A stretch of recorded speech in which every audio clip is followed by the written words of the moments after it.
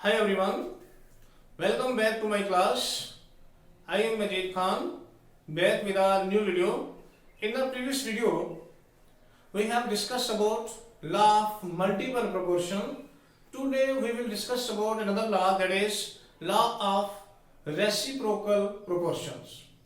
तो इससे पहले जो हमने लॉ डिस्कस किए हैं लॉज ऑफ केमिकल कॉम्बिनेशन के, उसमें फर्स्ट लॉ हमारे पास था law of conservation of mass, second law था लॉ ऑफ कांस्टेंट कंपोजिशन और law of definite proportion. Third law जो है वो कौन सा लॉ था? Law of multiple proportion. Today we will discuss about another law, that is law of reciprocal proportion.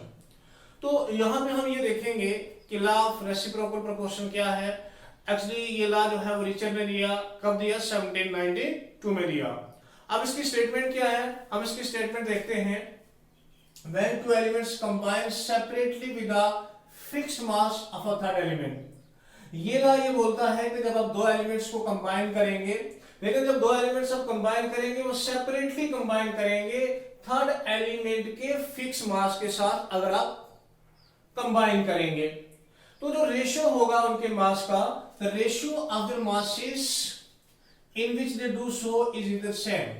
कहता है कि जो रेशियो होगा इनके मास का, या तो वो रेशियो सेम होगा या क्या होगा, are some whole number multiple of the ratio, या whole number multiple of ratio होगा जब वो क्या करेंगे, in which they combine with each other, जब ये एक दूसरे के साथ क्या करेंगे, कंबाइन करेंगे।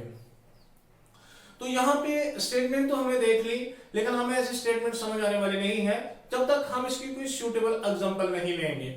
हम देखेंगे कि कैसे जो है दो एलिमेंट्स कंबाइन होते हैं, सेपरेटली कंबाइन होते हैं थर्ड एलिमेंट के फिक्स मास के साथ, तो उनका जो रेशियो है या तो सेम होगा या होल नंबर मल्टीपल रेशियो होगा जब वो एक दूसरे के साथ क्या करेंगे, कंबाइन करेंगे। तो हम इसके लिए सूटेबल एग्जांपल देखते हैं। फॉर एग्जांपल, फर्स्ट एग्जांपल है हमारे पास combination of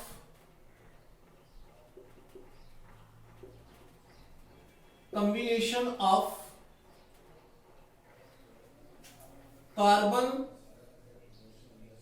hydrogen and oxygen. Combination of carbon, hydrogen and oxygen. हमारे पास यहां पे कितने एलिमेंट हैं? हमारे पास यहां पे 3 एलिमेंट हैं, और जो 3 एलिमेंट यहां पे कंबाइन होंगे, यहां पे हमने रख दिया कार्बन एटम को, यहां पे हमने रख दिया हाइड्रोजन एटम को, और यहां पे हमने रख दिया ऑक्सीजन एटम को, ऑक्सीजन एटम को रख दिया। अब क्या होगा, कार्बन और हाइड्रोजन आपस में कंबाइन होंगे, तो कार्बन और हाइड्रोजन आपस में कंबाइन होंगे तो एक कंपाउंड बनेगा। वो कौन सा कंपाउंड बनेगा जी? CH4 बनेगा। अब कार्बन और ऑक्सीजन अगर आपस में कंबाइन होंगे तो ये भी एक कंपाउंड बनाएंगे, वो कंपाउंड बनाएंगे कौन सा? CO2 बनाएंगे। अब यहां पे हाइड्रोजन और ऑक्सीजन जो है ये भी कंबाइन हो सकते हैं, तो ये कंबाइन होंगे तो यहां पे एक नया कंपाउंड बन के आएगा। वो कौन सा कंपाउंड बना जी? वो कंपाउंड बना हमारे पास H2O बना। अब यहां पे आप ध्यान से देखें, कार्बन का मास जो है वो 12 होता है, हाइड्रोजन का एटॉमिक मास 1 होता है, लेकिन यहां पे कार्बन के साथ 4 हाइड्रोजन एटम कंबाइन हो रहे हैं, तो एटॉमिक मास कितना होगा? यहां पे 4 होगा। इसी तरीके से यहां पे कार्बन और ऑक्सीजन कंबाइन हो रहे हैं, यहां पे एक कार्बन कंबाइन हो रहा है, तो यहां पे कार्बन का मास भी कितना होगा? 12 होगा। ऑक्सीजन का जो मास है, ऑक्सीजन का मास कितना है? 16 होता है, लेकिन यहां पे 2 एटम ऑक्सीजन के कंबाइन हुए हैं, तो यहां पे हो जाएगा कितना जी? 32 होगा। अब यहां पे ये जो 2 एटम है, एक हाइड्रोजन और दूसरा ऑक्सीजन, ये दोनों एटम सेपरेटली कंबाइन है। हाइड्रोजन अलग से कंबाइन हो रहा है कार्बन के साथ, ऑक्सीजन अलग से कंबाइन हो रहा है कार्बन के साथ। तो यहां पे स्टेटमेंट क्या कह रही है? When two elements combine separately, जब दो एलिमेंट्स सेपरेटली कंबाइन हो रहे हैं, कौन से एलिमेंट्स सेपरेटली कंबाइन हो रहे हैं? यहाँ पे हाइड्रोजन है, यहाँ पे कौन सा है? ऑक्सीजन है, सेपरेटली कंबाइन हो रहे हैं। थर्ड एलिमेंट के फिक्स मास के साथ, तो तीसरा एलिमेंट यहाँ पे कौन सा है जी, कार्बन है, लेकिन कार्बन का मास यहाँ पे फिक्स है, क्योंकि हाइड्रोजन जब कार्बन के साथ कंबाइन होकर CH4 बना रहा है तो कार्बन का मास 12 है, और कार्बन जब ऑक्सीजन के साथ कंबाइन होकर कंपाउंड बना रहा है, CO2 बना रहा है, तो यहाँ पे कार्बन का मास कितना है जी, 12 है। तो यहाँ पे कार्बन का मास क्या है, फिक्स मास है, फिक्स मास है। तो उसने कहा कि जब थर्ड एलिमेंट के फिक्स मास के साथ कंबाइन होगा, जो रेशो होगा इनके मासेस का, यानी हाइड्रोजन और ऑक्सीजन के मास का जो रेशो होगा, जिस तरीके से ये कंबाइन हो रहे हैं, या तो सेम होगा, यानी या तो इनका रेशो सेम होगा, या होल नंबर मल्टीपल होगा रेशो जब ये एक दूसरे के साथ कंबाइन करेंगे। इसका मतलब क्या हुआ, इसका मीनिंग क्या हुआ, मीनिंग ये हुआ कि हाइड्रोजन और कार्बन कंबाइन हुए, ऑक्सीजन और कार्बन कंबाइन हुए, ये सेपरेटली दोनों एटम कार्बन के साथ कंबाइन हो रहे हैं, सेपरेटली कंबाइन हो रहे हैं। हमने यहां पे हाइड्रोजन और ऑक्सीजन का रेशो देखना है जब ये सेपरेटली कंबाइन होंगे कार्बन एटम के फिक्स मास के साथ, और उसके बाद हाइड्रोजन और ऑक्सीजन आपस में भी तो कंबाइन हो रहे हैं भाई। अब यहां पे जो रेशो होगा और यहां पे जो रेशो होगा, इन दोनों रेशो को हमने कंपेयर करना है। हम ये देखेंगे कि ये रेशो सेम आ रहा है या ये रेशो जो है होल नंबर मल्टीपल आ रहा है। तो रेशो को निकालते हैं जी, देखिए कैसे निकालेंगे। कार्बन और हाइड्रोजन, यहां पे 12 पार्ट जो है कार्बन के, 12 parts by mass of carbon combines with 4 parts of hydrogen के 12 पार्ट हैं कार्बन के, वो हाइड्रोजन के कितने पार्ट के साथ कंबाइन हो रहे हैं, वो हाइड्रोजन के 4 पार्ट के साथ कंबाइन हो रहे हैं। ये किसका केस है, इन CH4 के केस में हमें देखना है। अब हम ये बोल सकते हैं कि एक पार्ट कार्बन का हाइड्रोजन के 4th पार्ट के साथ कंबाइन हो रहा है, तो यहां पे इनका रेशो हो जाएगा 4/12। ये सिर्फ मैंने किसकी बात की, CH4 की। ध्यान से समझे भाई, मैंने ये कहा कि कार्बन 12 पार्ट जो मास ऑफ कार्बन कंबाइन हो रहे हैं 4 parts by mass of hydrogen के साथ, 4 पार्ट्स। अब ये हम बोल सकते हैं कि एक पार्ट कार्बन का हाइड्रोजन के 4 पार्ट्स के साथ कंबाइन हो रहा है, तो रेशो होगा 4/12। 12 क्या मास है किसका, कार्बन का, और 4 जो है एटॉमिक मास किसका है, 4 हाइड्रोजन एटम का। तो अब हम देखते हैं CO2 के केस में, इन CO2 मींस कार्बन डाइऑक्साइड के केस में, यहां पे 12 parts by mass of carbon combines with 32 parts by mass of oxygen, कि 12 पार्ट जो है बाय मास ऑफ कार्बन के, वो ऑक्सीजन के 32 पार्ट्स के साथ क्या हो रहे हैं, कंबाइन।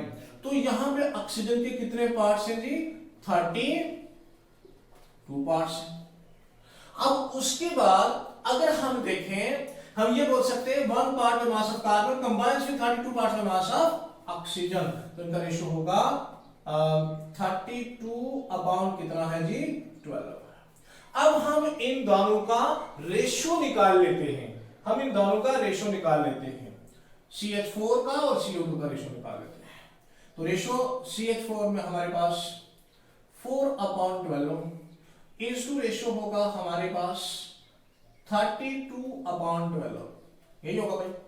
अब इसको आगे आपने क्या करना है जी, आप इसको डिवाइड में ले लो, चलो 4/12 डिवाइडेड बाय 32/12, अब इक्वल टू क्या होगा, 4/12 है, डिवाइड को करो चेंज मल्टीप्लिकेशन में, ये डिनोमिनेटर है, डिनोमिनेटर नोमिनेटर बनेगा, 12 जो 32 न्यूमरेटर है, ये डिनोमिनेटर बन जाएगा। अब ये क्या होगा, 12 और 12 कैंसिल, 4 1 4, तो 4 8 32। तो कहने का मीनिंग सिंपलेस्ट रेशो किया तो आपके पास रेशो क्या निकला, 1:8, 1:8 रेशो निकला है, 1:8 रेशो निकला है। तो ये जो रेशो है 1:8 रेशो, ये CH4 और CO2 के, मतलब जब हाइड्रोजन C के साथ कंबाइन हो तो CH4 बना, ऑक्सीजन जब C के साथ कंबाइन हो तो CO2 बना, ये जो रेशो यहां पे निकला है वो क्या निकला है आपके पास 1:8 निकला है। तो which is not the same ratio, ये सेम रेशियो नहीं है। यहां पे 8 पार्ट है, यहां पे इसमें कितने पार्ट आ रहे हैं, कार्बन डाइऑक्साइड में 8 पार्ट, मतलब यहां पे अगर सिंपलेस्ट किया रेशियो तो 8 पार्ट आ रहे हैं, और CH4 के केस में कितने पार्ट आ रहे हैं, 1 पार्ट आ रहा है। 1:8 रेशियो है, तो जो सेम रेशियो नहीं है। अब ये तो था हमने जब इनको सेपरेटली कंबाइन किया। अब जब हाइड्रोजन और ऑक्सीजन आपस में कंबाइन होंगे, हम ये देखेंगे कि इनका रेशियो क्या है हमारे पास। अब हम थर्ड केस देखेंगे, ये फर्स्ट था, ये सेकंड और थर्ड केस हमारे पास, कि जब हाइड्रोजन और ऑक्सीजन आपस में कंबाइन होंगे, वाटर बन रहा है। यहां पे रेशियो को देखते हैं, NH2 वाटर में देखते हैं क्या है। अब यहां पे अगर आप देखेंगे हाइड्रोजन जो है 2 पार्ट्स। अब यहां पे हाइड्रोजन का मास कितना होगा जी, सारे मुझे यहां पे लिखना याद नहीं रहा। यहां पे हाइड्रोजन का मास होगा 2, और यहां ऑक्सीजन का मास कितना होगा 16 होगा। वो कैसे भाई, इसलिए क्योंकि हाइड्रोजन, एक हाइड्रोजन इस ऑक्सीजन के साथ कंबाइन हो रहा है, 2 हाइड्रोजन कंबाइन हो रहे हैं, तो एक हाइड्रोजन का मास कितना होगा 1, तो 2 का कितना होगा 2, तो H2O बना है, तो ऑक्सीजन का एटॉमिक मास 16 ही है। अब आप कुछ सोचते होंगे यहाँ पे भाई 32 आ गई, कैसे आ गया भाई, ये कार्बन जब ऑक्सीजन के साथ कंबाइन हुआ तो CO2 बना, तो यहाँ पे इधर ऑक्सीजन, इधर 2 ऑक्सीजन कंबाइन हो रहे हैं, तो इसलिए यहाँ पे एटॉमिक मास 32 है, ध्यान से याद रखना है। तो यहाँ पे कितना है मास 16 है। अब 2 parts by mass of hydrogen combines with 16 parts by mass of oxygen. 2 parts by mass of hydrogen combines with 16 parts by mass of oxygen. तो इनका रेशियो रहेगा 2:16। सिंपलेस्ट कर लो तो 16/2, 2 1 2, 2 8 16। तो ये सिंपलेस्ट रेशियो रहेगा कितना 1:8। और अगर 1:8 वहां पे जब हमने पहला रेशियो निकाला था कार्बन, हाइड्रोजन और ऑक्सीजन और कार्बन का, वहां भी रेशियो, हमने जब रेशियो को सिंपलेस्ट किया था रेशियो को, तो रेशियो वहां भी क्या निकला था भाई 1:8। उसको आप इक्वेशन नंबर फर्स्ट मान सकते हैं, और ये वाली आप इक्वेशन नंबर सेकंड मान सकते हैं। और जो फर्स्ट वाली थी इक्वेशन, जो पीछे हम करके आए हैं भाई, करके आए हैं हम, उसको आप इक्वेशन नंबर कौन सी मान सकते हैं, इक्वेशन नंबर फर्स्ट मान सकते हैं। इक्वेशन नंबर फर्स्ट के अंदर भी रेशियो कितना था 1:8, और ये जो सेकंड इक्वेशन है इसमें भी रेशियो कितना है 1:8 है। उसमें क्या था, जो हमारे पास CH4 था, उसमें रेशियो था 4/12, और ऑक्सीजन और कार्बन यहां पे था कितना 32/12, ये था। हमने इसको कैसे किया था 4/12 divided by 32/12 equal to 4/12 multiply by 12/32। ये कैंसल, 4 1 4, तो 4 8 32। तो यहां भी क्या था 1/8, रेशियो रखेंगे तो 1:8।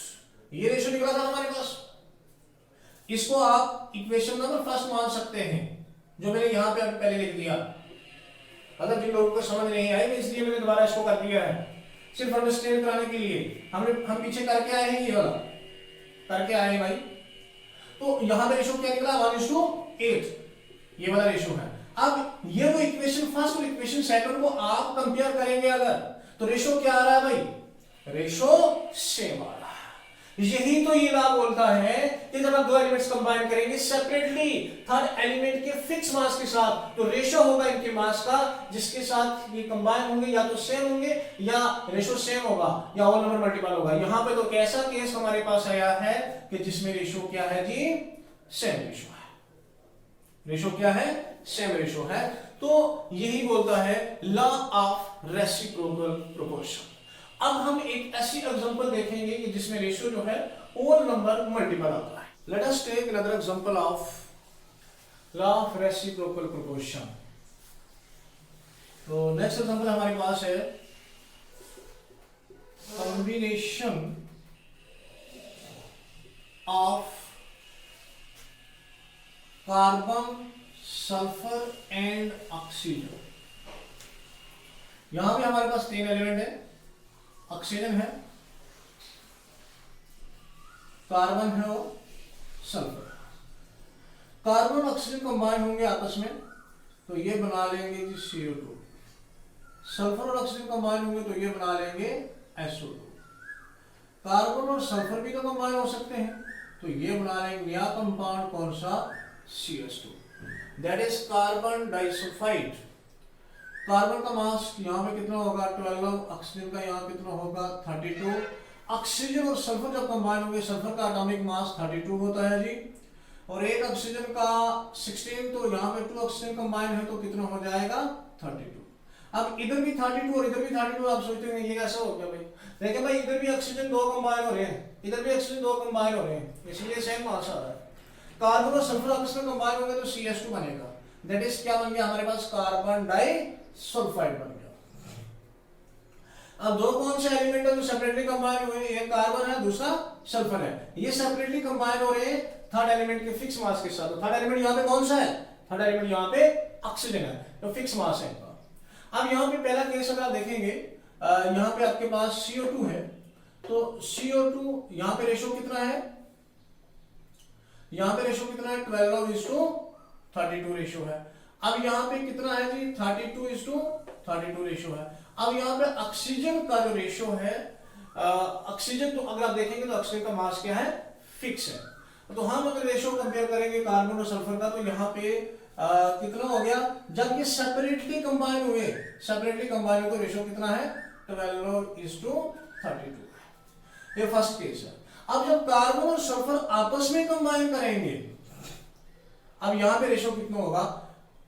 तो इस रेशो को पहले आप सिंपल कर लें, 32/12, 4 3 12, 4 8 32, तो 8/3 आज सिंपलेस्ट रेशो हो जाएगा आपके पास कितना? 3:1, और ये आप मान लो इक्वेशन नंबर फर्स्ट। अब सेकंड केस, जब कार्बन और सल्फर आपस में कंबाइन करेंगे, यहां ये वाला जो रेशो है ना, जब सेपरेटली कंबाइन हुए तो ये रेशो देखा, अब जब आपस में कंबाइन होंगे यहां रेशो देखना है, तो कार्बन का मास यहां पे कितना होगा? 12, तो सल्फर का हो जाएगा कितना हो जाएगा? 64 हो जाएगा, क्योंकि दो सल्फर यहां पे कंबाइन हो रहे हैं, तो मास कितना हो जाएगा? 64 हो जाएगा। तो यहां पे अगर आप देखें तो 12:2 कितना हो जाएगा जी? 64 होगा। तो सिंपलेस्ट कर लें तो 64/12, तो 4 3 12, तो 16 4 कितना होता है? 64 होता है। ये कैंसिल, तो आपके पास बच गया कितना जी? 16/3 बच गया। और हम अगर रेशो देखेंगे तो ये रेशो आपके पास 3:, कितना रेशो निकला? 16 रेशो निकला। अब ये आपकी है इक्वेशन नंबर 2। अब ये वाली इक्वेशन फर्स्ट और इक्वेशन सेकंड, इन दोनों के रेशो जो हैं, ये इक्वेशन फर्स्ट और सेकंड, इनका आपस में रिलेशन देखें। कितना है रेशो यहाँ पे? 3/8 रेशो कितना निकला? 3/16 ये निकला। अब क्या होगा? 3/8 डिवाइडेड बाई 3 कितना है? 16 इक्वल टू क्या निकला आपके पास? 3/8 इंटू 16/3।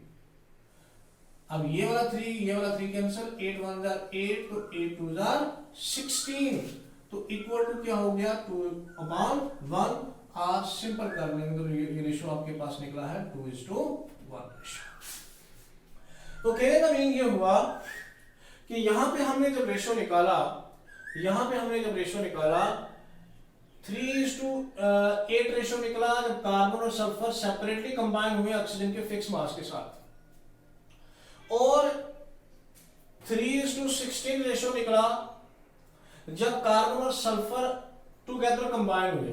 रेशो तो सेम नहीं है, यहाँ रेशो सेम नहीं आया, तो सेम नहीं आया तो रेशो यहाँ पे क्या आया? होल नंबर मल्टीपल है, और वो रेशो निकला है आपका कौन सा? 2:1।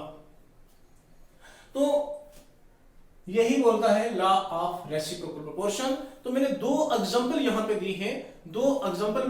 दी हैं, लॉ ऑफ रेसिप्रोकल के एक्सप्लेनेशन में।